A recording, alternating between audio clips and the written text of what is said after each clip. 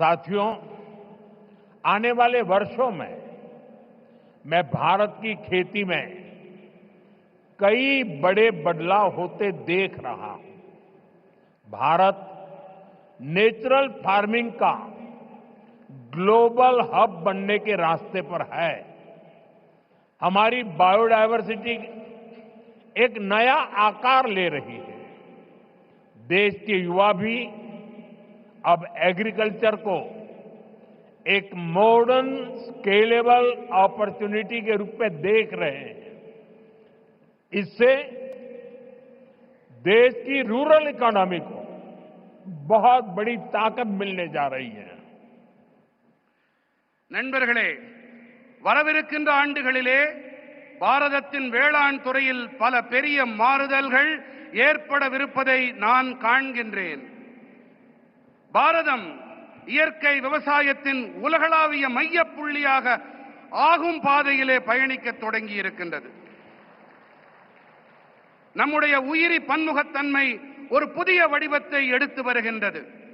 தேசத்தின் இளைஞர்களும் கூட இப்போது விவசாயத்தை நவீனமானதாகவும் அளவிடக்கூடிய சந்தர்ப்பமாகவும் காணத் தொடங்கி இருக்கின்றார்கள்.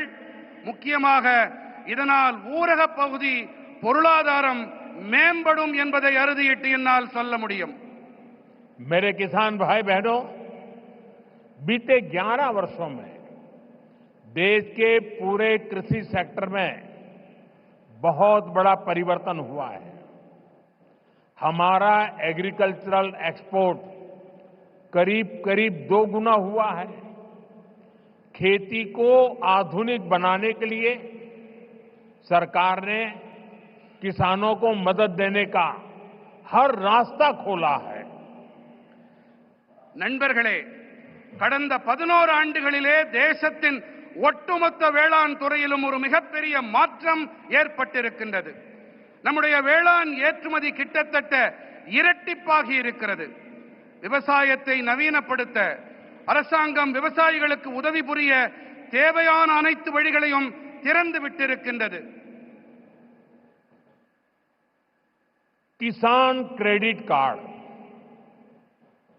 अकेले केसीसी से ही इस साल किसानों को 10 लाख करोड़ रुपए से ज्यादा की मदद दी गई है। ये 10 लाख करोड़ आंकड़ा बहुत बड़ा है।